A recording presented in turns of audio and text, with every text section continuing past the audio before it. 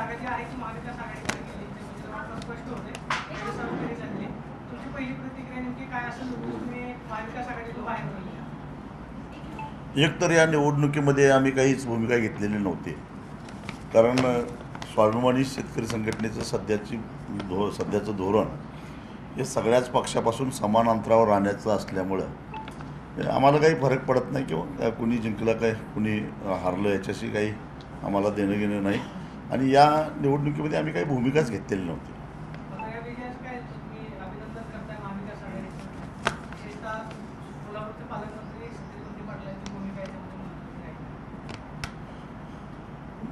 निवडणूक काय म्हटल्यानंतर कुणीतरी जिंकणार कुणीतरी हारणार हे चालतच आलेलं आहे, परंतु या प्रचाराच्या दरम्यान दोन्ही आघाड्यांनी प्रचाराची एकदम खालची पातळी गाठलेली होती.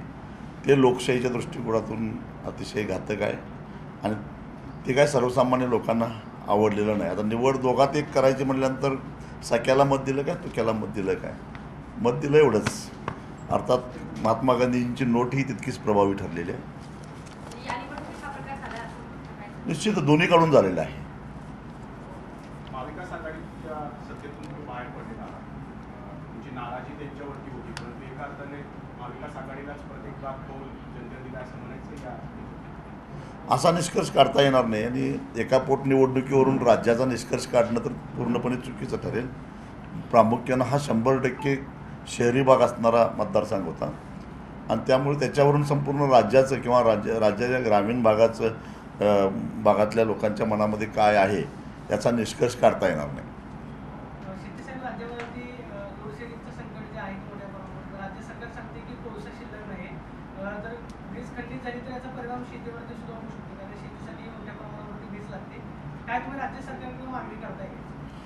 खरं तर या भारनियमनाचा सर्वाधिक फटका हा शेतीलाच बसलेला आहे. खरं तर वीज कशापासून तयार होते? ऊन, वारा, पाणी, गॅस, कोळसा आणि युरेनियम हे सहाही घटक हे निसर्गामधून मिळणारे सगळी साधनसामुग्री आहे आणि संविधानाप्रमाणेच नैसर्गिक साधनसामुग्रीवर सगळ्यांचा समान अधिकार आहे. पण ज्याच्यापासून वीज तयार होते त्या विजेचं वाटप करत असताना मात्र पक्षपात केला जातो. आज शेतकरी वगळता इतर सर्व घटकांना 24 तास वीज दिली जाते आणि शेतकऱ्यांना मात्र 8 तास वीज दिली जाते आणि तीही रात्रीची. आणि आता कोळशाची टंचाई आहे असं कारण दाखवून त्या 8 तासातली कपात करून अवघं 3.5 ते 4 तास वीज दिली जाते. अशा उन्हाळ्यामध्ये 3.5 तासामध्ये शेती कशी करायची याचं उत्तर आता ऊर्जा मंत्र्यांनी आम्हाला द्यावं.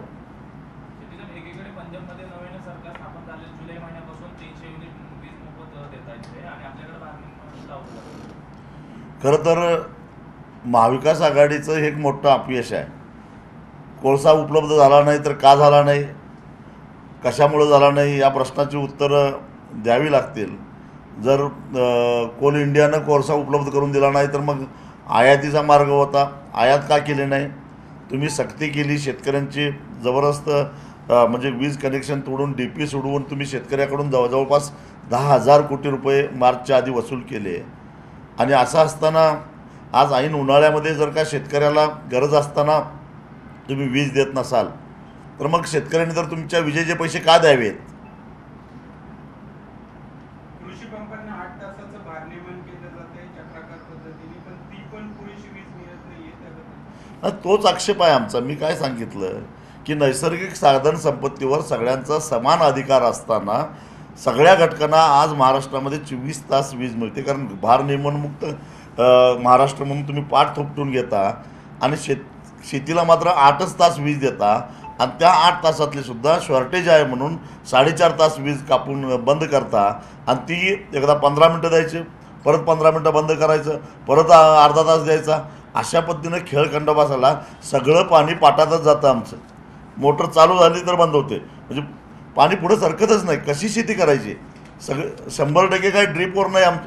आमच्या पाटपाण्यावर शेती आहे आणि सगळं पाणी जर पाटातच मुरणार असेल तर पिकापर्यंत पाणी पोचणार कधी? बाप दाखवणे तर श्राद्ध करा. आमचे पैसे घेतले ना, आता वीज द्या आम्हाला, दुसरं काय? सगळे प्रश्न आहेत एवढे मोठे तरी सुद्धा महाराष्ट्रामध्ये सध्या भोंग्या भोंग्याचं राजकारण सुरू आहे. मनसेचे अध्यक्ष राज ठाकरे यांनी भोंगाचा मुद्दा उचलला तर सत्ताधारी लोक सुद्धा त्याच प्रश्नांवरती जनतेला फिरवतात असं वाटतंय. काय सांगा? सगळ्यांनी मिळून ठरवून हे अशा प्रकारचं राजकारण सुरू केलेलं आहे. कारण पेट्रोल डिझेलचे वाढलेले भाव आणि त्यामुळं हैराण झालेली जनता, सध्या परीक्षेचा कालावधी आहे. अनेक विद्यार्थी मला माहिती आहेत की त्यांना फी भरलेली नाही म्हणून परीक्षेला बसून दिलं नाही. यवतमाळच्या विद्यार्थ्यांना तर अवघ्या 20,000 रुपयासाठी आत्महत्या केली, कारण त्याला परीक्षा हॉलमधनं हाकलून दिलं गेलं 20,000 रुपये फी भरलेली नाही म्हणून. तर असे विद्यार्थ्यांचे प्रश्न आहेत, शेतकऱ्यांचे प्रश्न आहेत, महिलांचे प्रश्न आहेत. पेट्रोल वाढलं, डिझेल वाढलं, गॅस वाढला, रासायनिक खताच्या किमती आकाशाला भिडलेल्या आहेत. रासायनिक खतं, बियाणं आणि औषधं याची वाढ किती झाली किमतीमध्ये याचं जर उदाहरण द्यायचं झालं तर ऊसाच्या बाबतीत उदाहरण झालं तर ह्या दरवाढीचा परिणाम एका टनापाठीमागं 203 रुपयाचा फरक पडतो. म्हणजे या 3 घटकावर एवढी महागाई वाढली की त्याच्यावर होणाऱ्या खर्चामुळं टनापाठीमागं 203 रुपये उत्पादन खर्च या केवळ 3 घटकावर, मी मजुरीचा हिशोब केला नाही, विजेचा केला नाही, पाण्याचा केला नाही, इतकी महागाई वाढली. आणि त्या तुलनेनं मिळणारा पैसा मात्र मिळत नाही. राज्यात शिल्लक ऊस आहे, शिल्लक ऊसामध्ये स्वतःला पेटवून घेत आहेत शेतकरी. आणि इथं महाराष्ट्रामध्ये चालू आहे की हनुमान चालूसा करावी, काय भोंगे वाजवावे, ह्याच्यावर राजकारण चाललं आहे. तर काय ह्याच्यावर काय बोलावं आता? ह्याला सगळेच महाराष्ट्रातले सगळेच पक्ष जबाबदार आहेत. सध्या तुमच्या राज्यभरामध्ये आक्रोश मोर्चाचे आहे आणि यात्रा जी आहे ती सुरू झालेली आहे. कसा नेमका पुढचा कार्यक्रम असणार आहे, तुम्ही कुठे कुठे कार्यक्रम घेणार आहात आणि प्रामुख्याने मागणी नेमकी काय असणार आहे? राज्य सरकारच्या विरोधात तुमचा आक्रोश रस्त्यावरती पाहायला मिळेल. ज्या यशवंतराव चव्हाणांनी महाराष्ट्राच्या विकासाचा आणि पुरोगामी महाराष्ट्राचा पाया घातला, त्या यशवंतराव चव्हाणांच्या जन्मभूमीतून म्हणजे देवराष्ट्रेतून आज आमचे ही बळीराजा हुंकार यात्रेला सुरुवात होते. आणि कशा पद्धतीनं महाराष्ट्रातल्या शेतकऱ्यांच्यावर आज अन्याय होतो आहे, केंद्र सरकारकडून कशा पद्धतीनं होतो आहे, राज्य सरकारकडून कशा पद्धतीनं होतो आहे. आणि ह्या शेतकऱ्यांच्या मूलभूत प्रश्नावर गांभीर्यानं चर्चा करण्याच्या ऐवजी एकमेकावर चिखलफेक करणं, एकमेकाचं कपडे उतरवणं, एकमेकाला आत टाकण्याची भाषा करणं, ही पातळीहीन राजकारण जे महाराष्ट्रामध्ये चाललेलं आहे, त्याच्यामध्ये सर्वसामान्य माणसाला चीड आलेली आहे आणि त्याचे प्रश्न बाजूला पडत आहेत. मी मगाशी सांगितलं त्या पद्धतीनं विद्यार्थ्यांचे प्रश्न आहेत, महिलांचे प्रश्न आहेत, शेतकऱ्यांचे, शेतमजुरांचे प्रश्न आहेत. महागाई एवढी झालेली आहे, लोक हैराण झालेले आहेत. आणि हे सगळं विजेचं भारनियमन झालेलं आहे. आणि एवढं भारनियमन झालं आहे, खरं तर ऊर्जा मंत्र्यांना कळायला पाहिजे होतं. हवामान खात्याकडून थोडाफार अंदाज आलेलाच होता की यावर्षीचं उन्हाळा कडक असणार आहे, म्हणजे विजेची मागणी वाढणार आहे. आणि विजेची मागणी वाढणार आहे तर त्यासाठी पर्यायी व्यवस्था आपल्याला करायला पाहिजे. एका बाजूला महाराष्ट्रामध्ये विजेचं उत्पादन हे सरप्लस आहे आणि दुसऱ्या बाजूला महावितरणला मात्र वीज मिळत नाही. याचा अर्थ का? वेळेवर तुम्ही करार केले नाहीत, वेळेवर वीज खरेदीचे करार केले नाहीत. आणि खुल्या बाजारामध्ये तुम्ही जर का 21 आणि 22 रुपये युनिटनं वीज खरेदी करायला लागला तर हा सगळा आर्थिक भुर्दंड हा महाराष्ट्रातल्या प्रामाणिकपणानं विजेचं बिल भरणाऱ्या ग्राहकांच्या डोक्यावर पडणार आहे. एवढं साधं जर कळत नसेल तर मग अजून काय सांगावं यांना?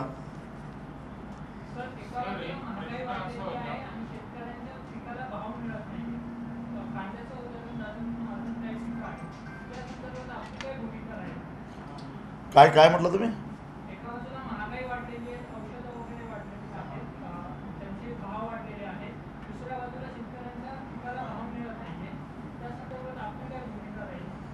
महागाई वाढलेली आहे, ती महागाई म्हणजे शेतकऱ्याचा जिथं संबंध नाही अशा ठिकाणी महागाई वाढली. शेतकरी ज्या वस्तू विकतो ते कवडीमोल किमतीनंच विकायला लागलेलं आहे. आणि याला सर्वस्वी केंद्र सरकारचं धोरण जबाबदार आहे.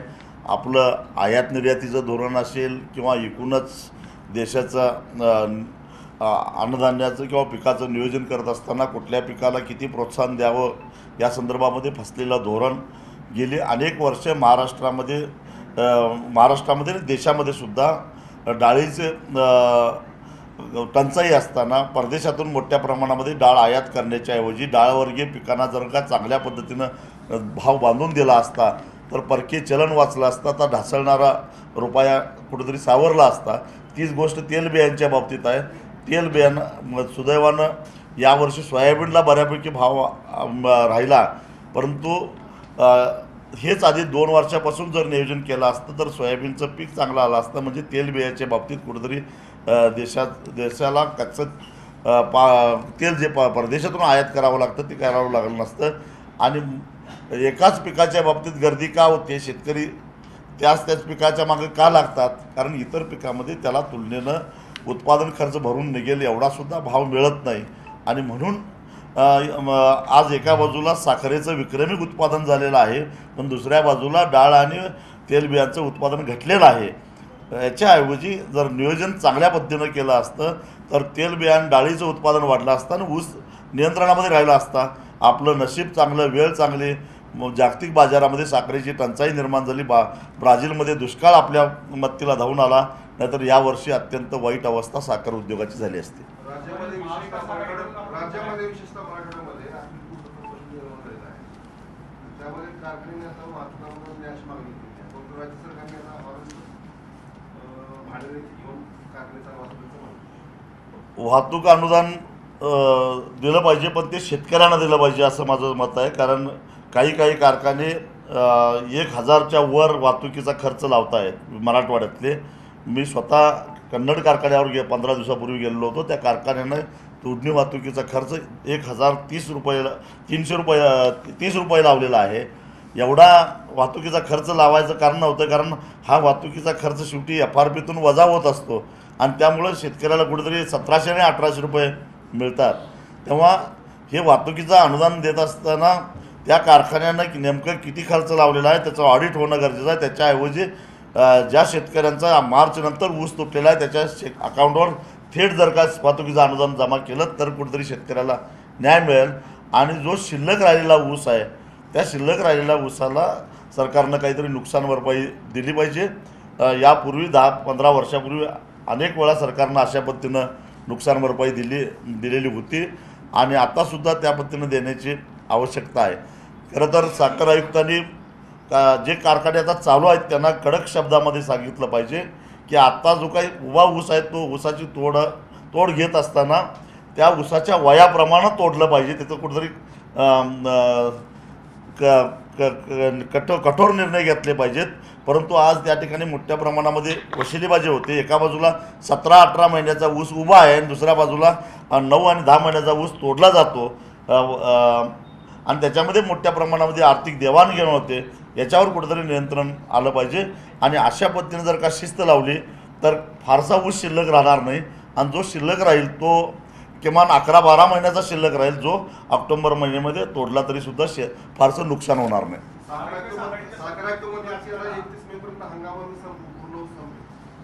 साखर आयुक्त म्हणतायत, परंतु सगळ्या कारखान्याने सहकार्य केलं तर सगळ्यात अडचण ही आहे की उन्हाचा पारा जसा वाढत चाललेला आहे तसं ऊस तोडणी मजुरांना ऊस तोडणं मुश्किल झालेलं आहे आणि आपल्याकडे एवढ्या मोठ्या प्रमाणामध्ये हार्वेस्टर नाहीत आणि हार्वेस्टर हे मोठ्या प्लॉटवर चालतात. छोट्या खाचरामध्ये किंवा छोट्या तुकड्यामध्ये हार्वेस्टर चालत नाहीत. ह्या सगळ्या अडचणी आहेत, पण या सगळ्या अडचणीतून सुद्धा मार्ग काढावा लागेल. महाविकास आघाडीच्या सत्तेत असताना तुम्ही बारामतीला तुमची सभा घेतली होती, आता तुम्ही सत्तेतून बाहेर पडल्यानंतर पहिली सभा घेताय, काय बारामती किंवा त्या परिसरामध्ये जेव्हा शेतकऱ्यांनी मला बोलवलं तेव्हा मी त्या ठिकाणी गेलेलो आहे असं काही नाही आहे. आणि यापूर्वीसुद्धा अनेक वेळा गेलो. अगदी 15 दिवसापूर्वी मी बारामतीला होतो असं का नाही. आणि त्यावेळी अजून आमचा निर्णय व्हायचा झालेला नव्हता आणि त्याही वेळा माझी भूमिका हीच होती. असं काही आम्ही कुठला निर्णय घेतला आणि त्यामुळं म्हणून एका विशिष्ट भागामध्ये गेलो असंही नाही आहे आणि कुठं जायचं टाळलं असंही नाही आहे. शेट्टीसाहेब, महाविकास आघाडीमधून बाहेर पडल्यानंतर मनधरणी करण्यासाठी तुम्हाला फोन आला का? सुप्रिया सुळे असं म्हणत होते की ते शेतकऱ्यांचे नेते आहेत आणि त्यांची मनधरणी करण्याचा प्रयत्न करू, त्यांनी महाविकास आघाडीमध्ये राहणं गरजेचं आहे. त्याच्यानंतर कोणी तुमच्याशी संपर्क साधण्याचा प्रयत्न केला? गेल्या 2.5 वर्षामध्ये महाविकास आघाडी सरकारकडून जी काही धोरणं राबवलेली आहेत त्याच्याबद्दल आक्षेप घेणारं पत्र मी महाविकास आघाडीचे जे नेते आहेत शरद पवार साहेब त्यांना मी 11 फेब्रुवारीला पाठवलेलं होतं. त्या पत्राचं अद्यापपर्यंत मला काही उत्तर मिळालेलं नाही. दुसरं 16 फेब्रुवारीला मी राहुल गांधी आणि सोनियाजींना पण एक पत्र लिहिलेलं होतं आणि त्या पत्रामध्ये मी त्यांना एक प्रश्न विचारलेला होता की भूमी अधिग्रहणाचा जो कायदा 2013 साली संसदेनं संमत केलेला होता तो कायदा अतिशय चांगला होता आणि त्याला मी त्यावेळी विरोधी पक्षात होतो तरीसुद्धा समर्थन केलेलं होतं. आणि कारण तो एक चांगला कायदा होता आणि त्या कायद्यामध्ये दुरुस्ती करण्याचा प्रस्ताव मोदी सरकारनं 2015 साली आणलेला होता. त्याला त्यावेळी मी NDAमध्ये असतानासुद्धा विरोध केलेला होता. त्या दुरुस्तीला डिसअप्रुव्हल मोशन माझं होतं आणि त्यावेळी काँग्रेस राष्ट्रवादी विरोधी पक्षामध्ये होते, त्यांनी जोरदार विरोध केलेला होता. पण शिवसेना NDAमध्ये असूनसुद्धा त्या कायद्याला शिवसेनेनं विरोध केलेला होता दुरुस्तीला. आणि आज मोदी सरकारनं आणलेल्या दुरुस्तीपेक्षाही वाईट दुरुस्ती महाराष्ट्र सरकारनं म्हणजे महाविकास आघाडी सरकारनं केलेली आहे. आणि त्या दुरुस्तीनुसार जर 2013च्या कायद्याप्रमाणे एखाद्या शेतकऱ्याला नुकसान भरपाईपोटी 100 रुपये मिळणार असते, 100 रुपये मूल्यांकन झालं तर 400 रुपये मिळणार होते, तर आता दुरुस्ती झाल्यानंतर त्याच्यामध्ये दुप्पटच मिळणार म्हणजे 200 रुपये मिळणार. परंतु जो बाजारभाव आहे त्याच्यामध्ये 20% कपात होणार म्हणजे 80 रुपयाच्या दुप्पट म्हणजे 160 रुपये मिळणार. म्हणजे ज्या ठिकाणी 400 रुपये मिळायची त्या ठिकाणी 160 रुपये मिळायला लागले. ही दुरुस्ती काँग्रेस पक्षाला मान्य आहे का? ही दुरुस्ती जे आहे हे धोरण काँग्रेस पक्षाचं आहे का? आणि काँग्रेस पक्षानं पूर्वीचं धोरण शेतकऱ्यांच्या बाबतीतलं बदललं आहे का? का महाराष्ट्रातले काँग्रेसचे नेते काँग्रेसच्या नेत्यांचं ऐकत नाहीत? असा प्रश्न मी त्यांना विचारला होता, पण त्यांच्याकडूनही उत्तर आलेलं नाही. महाविकास आघाडीमधून बाहेर पडण्याची हीच कारणं होती. हो, मी स्पष्ट केलेलं आहे. भूमी अधिग्रहण कायद्याची मोडतोड करून त्याच्यामध्ये शेतकऱ्यांच्यावर अन्याय केला आणि आज राजरोसपणानं शेतकऱ्यांच्या जमिनी घेतल्या जात आहेत. मला सांगा की प्रोजेक्ट कॉस्ट वाढली म्हणून तुम्ही टोल आकारणी वाढवता आणि सामान्य माणसाच्या खिशाचा विचार न करता त्यांच्यावर टोल लादता आणि मग त्यावेळी तुम्हाला फक्त जमिनीची किंमत करतानाच प्रोजेक्ट कॉस्ट वाढलेली दिसते का? ठेकेदाराचा भ्रष्टाचार, टोलमध्ये होणारा भ्रष्टाचार, त्यावेळी तुमचं धोरण कुठं जातं? दुसरी गोष्ट, ऊसाची जी FRP आहे ती FRP देण्याच्या पद्धतीमध्ये बदल केला गेला. खरं तर ऊस दर नियंत्रण अध्यादेश 1966 हा केंद्र सरकारचा आहे. त्याच्यामध्ये मोडतोड करण्याचा कसलाही अधिकार राज्य सरकारला नसताना, कारण केंद्रानं केलेल्या कायद्यामध्ये दुरुस्ती करता येत नाही राज्याला, हे आता 3 कायद्याच्या बाबतीत स्पष्ट झालेलं आहे. दुरुस्ती करण्याचा प्रयत्न राजस्थाननं केलेला होता, पंजाबनं केलेला होता, अजून एका राज्यानं केलेला होता. परंतु ती दुरुस्ती त्या विधेयकावर सही करायला राज्यपालांनी नकार दिलेला होता, राष्ट्रपतींनी नकार दिलेला होता. म्हणजे केंद्रानं केलेला कायदा राज्याला बदलता येत नाही स्पष्ट असताना FRPमध्ये मात्र मोडतोड करण्याची दुरुस्ती का केली गेली? 2 टप्प्यामध्ये FRP देण्याचं धोरण कोणासाठी राबवलं गेलं हाही आमचा आक्षेप आहे. महापुरामध्ये शेतकऱ्यांना अक्षरशः वाऱ्यावर सोडलं गेलं. अतिवृष्टी आणि महापुरामध्ये विमा कंपन्या राजरोसपणानं शेतकऱ्यांना लुबाडत असताना, लुटत असताना राज्य सरकार उघड्या डोळ्यानं बघत राहिलं. आणि मग ह्या अशा घटना घडत असताना स्वाभिमानीनं जर का महाविकास आघाडीला आमचा पाठिंबाच आहे असं म्हणणं म्हणजे एक प्रकारे स्वाभिमानीनं शेतकऱ्यांशी धुळो केला असं झालं असतं. म्हणून आम्ही पाठिंबा काढून घेतला. राज्यपाल नेमकं 12 आमदारांच्या यादीमध्ये तुमचं सुद्धा नाव आहे अशी माहिती आहे. मात्र त्याच्यामध्ये अजून कोणताही निर्णय झाला नाही. तर या मुद्द्यावर आता त्या विषयाशी मला काही देणं घेणं नाही आहे, कारण नैतिकदृष्ट्या मला आता ते नाव राज्यपालांनी उद्या सही केली तरीसुद्धा मी ते पद स्वीकारणार नाही हे राज्यपालांना समक्ष भेटून सांगितलेलं आहे. कारण ज्या सरकारला आपण समर्थन करत नाही त्या सरकारकडून शिफारस झालेल्या विधान परिषदेचे सदस्यत्व घेऊन तिथं सभागृहात जाणं नैतिकदृष्ट्या मला योग्य वाटत नाही. तुम्ही संघटनेच्या माध्यमातून महाविकास आघाडीला एकदा पाठिंबा दिला, भाजपला पण काही काळ हे केलं होतं. आता तुम्ही राजकारणामध्ये सगळ्यांना समान अंतरावर ठेवायचं असेल, राजकीय भूमिका काय आहे तुमची? राजकीय भूमिका हीच की शेतकऱ्यांच्या प्रश्नावर दबावगट तयार करणं आणि शेतकऱ्यांच्या प्रश्नासाठी जे करायला लागेल ते करणं हीच आमची भूमिका असेल. कारण आम्ही काही पोटापाण्याचा धंदा म्हणून राजकारण करत नाही. शेतकरी चळवळ मजबूत व्हावी, शेतकऱ्यांचे प्रश्न सुटावेत म्हणून राजकारण करतो. चळवळीतून तयार झालेले नेते किंवा तुमचे आमदार एखाद्या पर्टिक्युलर पक्षाला परत पाठिंबा देतात आणि त्या लोकांची परत हाकलपट्टी केली जाते पक्षातून. हे सगळ्याच पक्षाच्या बाबतीत होतं. एका पक्षाचा आमदार त्यांच्याबरोबर नाही. त्याच्या आधी RPIच्या बाबतीत हेच अनुभव, छोट्या मोठ्या पक्षांना असंच होत असतं. म्हणून काय प्रयत्न सोडायचे नसतात. आपण तुम्ही तयार केलेले आमदार मग तुम्ही बाजूला काढताय ना. हो, मग काय तर असले गद्दारांना जवळ बाळगण्यापेक्षा हाकलून काढलेलं चांगलं असतं ना. कारण आम्ही विचारधारेवर चालणारे लोक आहोत. सध्या भोंग्याचं राजकारण सुरू आहे. मनसेकडे भोंगा होता तो राष्ट्रवादी देखील वाजवत आहे. काय वाटते त्याच्याविषयी?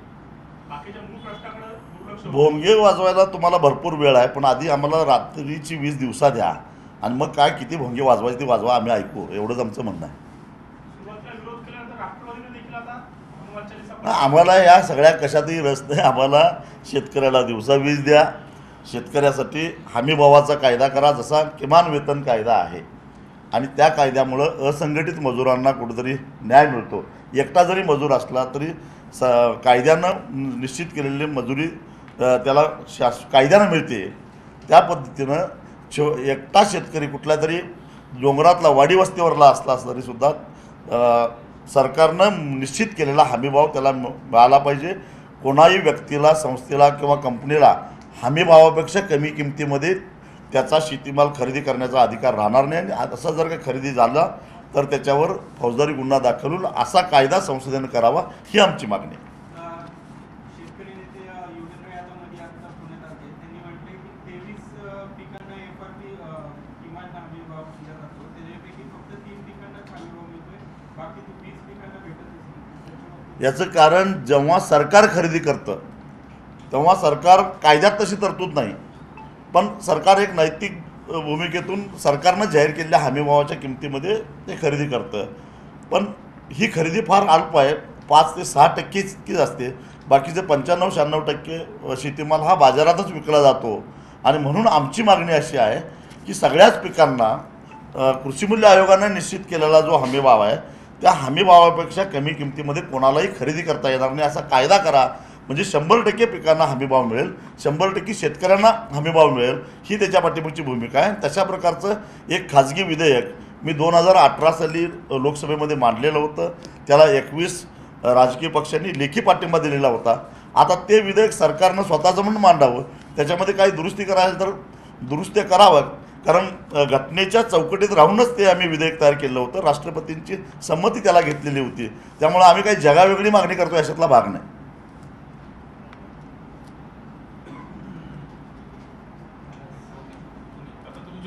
काय हेच होतं मला बोलायचं, काय तुम्हीच विचारलं त्यामुळे. काय राहिलं असेल दुसरं काय काढलं पक्ष काढलाय वगैरे काय. हां योगेंद्र यादवमध्ये जे गेले तेव्हा त्यांनी ते जे 3 कायदे आहेत त्याच्याबद्दल आंदोलन केले, पुन्हा आणायचं चालू असं झालं तर काय भूमिका राहील? नाही, मुळामध्ये संयुक्त किसान मोर्चा जो आहे त्याच्या संस्थापकापैकी मी एक आहे. आणि तो संयुक्त किसान मोर्चा एकाच मुद्द्यावर आम्ही निर्माण केलेला होता. तो म्हणजे हे 3 कायदे जे शेतकऱ्यांच्या दृष्टिकोनातून घातक आहेत ते सरकारनं मागे घ्यावेत.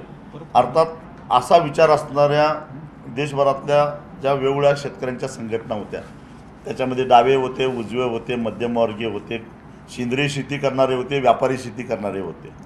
आणि या मुद्द्यावर आम्ही सगळे एकत्रित आलेलो होतो किमान समान कार्यक्रमावर. आता 3 कायदे सरकारनं मागे घेतलेले आहेत. आता दुसरी लढाई आमची अशी असणार आहे की 3 कायदे मागे घेतले म्हणजे आम्ही पूर्वपदावर आलो, आम्ही फार विजय मिळवला अशातला भाग नाही. आता दुसरा टप्पा असा आहे की असंघटित कामगारांना जसं किमान वेतन कायद्याचं संरक्षण आहे तसं किमान हमीभावाचं संरक्षण सरकारनं द्यावं. जे ऊसाला आहे, म्हणजे भारतामध्ये एकमेव पीक असं आहे ऊस की ज्याचा हमीभाव देणं हा साखर कारखान्यांना बंधनकारक आहे, अन्यथा त्यांच्यावर कायदेशीर कारवाई होते. मग जे साखरेच्या ऊसाच्या बाबतीत कायदेशीररित्या हमीभाव मिळतो तर मग ज्वारीला का नाही, बाजरीला का नाही, गव्हाला का नाही, सोयाबीनला का नाही? आणि याच्यामध्ये दूध, फळं आणि भाजीपालासुद्धा आणलं पाहिजे अशी आमची मागणी आहे.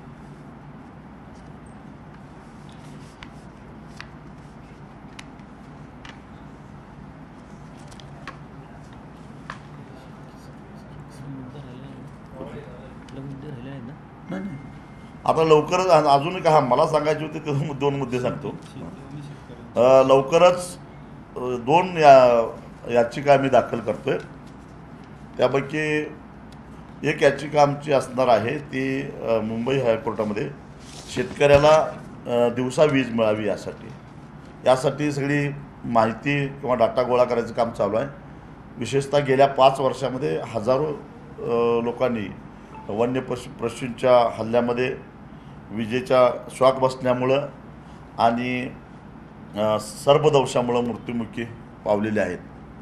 आणि मग मगाशी मी सांगितलं त्या पद्धतीनं ऊन वारा पाणी कोळसा गॅस आणि युरेनियम ह्या सगळ्या नैसर्गिक साधनसामुग्रीपासून तयार झालेली वीज त्याचं वाटप होत असताना ते समान पातळीवर व्हायला पाहिजे.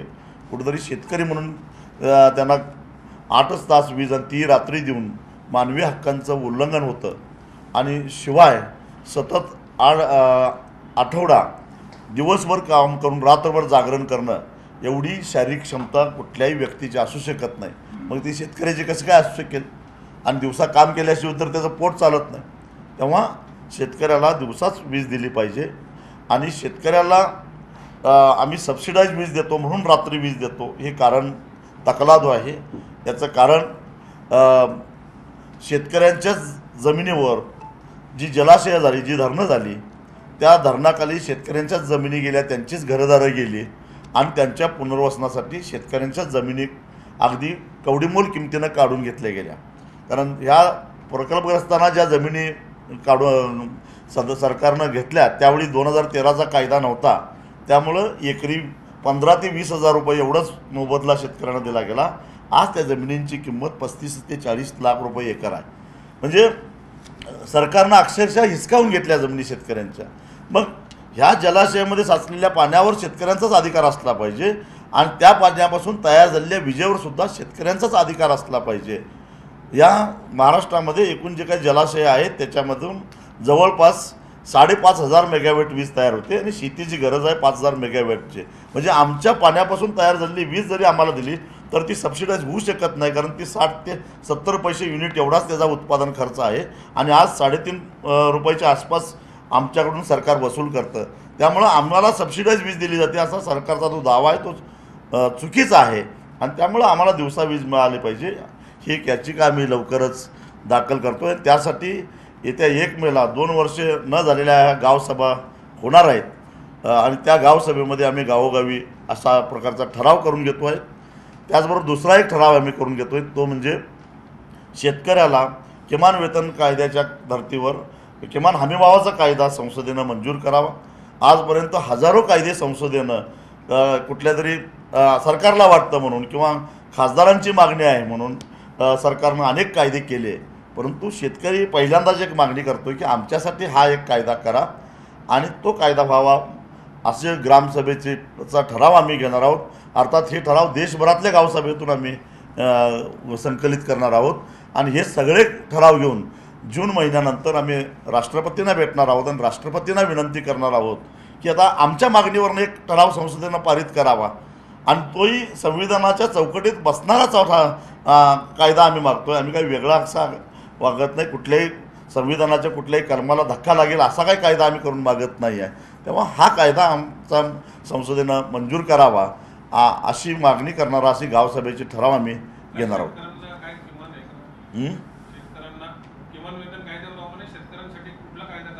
किमान हमीभाव कायदा. आता कृषी मूल्य आयोग जे का हमीभाव जाहीर करतं तो कागदावरच राहतो. सरकारनं खरेदी केली तरच तो मिळतो. पण व्यापाऱ्याला किंवा बाजार समितीला त्याच किमतीमध्ये तो शेतीमाल खरेदी केला पाहिजे असं काही बंधन नाही आहे. आम्ही म्हणतो की ते बंधन करा म्हणजे थोडक्यात एक प्रकारे बाजारभाव त्या लेवलला कुठेतरी स्थिर करा. मांडले 2018 साली मांडलेलं. एक याचिका 8-10 दिवसामध्ये करतोय. आता त्याची सगळी माहिती गोळा करतोय. पहिल्यांदा पोलीस रेकॉर्डकडून किती काय शेतकऱ्यांचे मृत्यू झाले अपघाती विजेचा शॉक बसून. कारण रात्री अपरात्री ह्या महावितरणची विजेच्या तारा तुटलेल्या असतात. अंधारात शेतकऱ्याला दिसत नाही, त्याला स्पर्श होतो आणि तो तिथंच मरून जातो. त्याच्यानंतर सर्पदंशाच्या बाबतीत सरकार इतका ढोंगीपणा करतं. जर एखाद्या शेतकऱ्याने सापाला इजा केली, साप पकडला किंवा सापाशी खेळला आणि त्याची क्लिप कुठेतरी सोशल मीडियावर व्हायरल झाली तर त्याच्यावर वन्यजीव प्रतिबंधक कायदा लागू होतो आणि त्याला तुरुंगात टाकलं जातं. आणि त्याच सापानं दंश केल्यानंतर जर एखादा शेतकरी मृत्युमुखी पडला आणि आज वन्यजीवांच्या हल्ल्यापासून जे काही शेतकरी मृत्युमुखी पडतात त्यांना सरकार वारसानं 14 लाख रुपये नुकसान भरपाई देतं. त्या नुकसान भरपाईची मागणी केली तर सरकार म्हणतं की साप हा वन्यजीव नाही. म्हणजे त्याच्याशी खेळलं की वन्यजीव आणि त्यानं चावला की वन्यजीव नाही. हा काय प्रकार आहे? आणि मग हे सगळे मुद्दे आम्ही कोर्टासमोर आणणार आहोत. आणि हे करत असताना आम्ही शेती करत असताना कधीही जंगलात गेलेलो नाही लक्षात घ्या, किंवा ह्या प्राण्यांना संरक्षित केलेल्या जागेत आम्ही गेलेलो नाही. सरकारच्या नाकर्तेपणामुळं हे सगळे प्राणी अन्नाच्या शोधात आमच्या हद्दीत आले आणि आमच्यावर हल्ला केला, तरी नुकसान आमचंच, गुन्हे आमच्यावरच.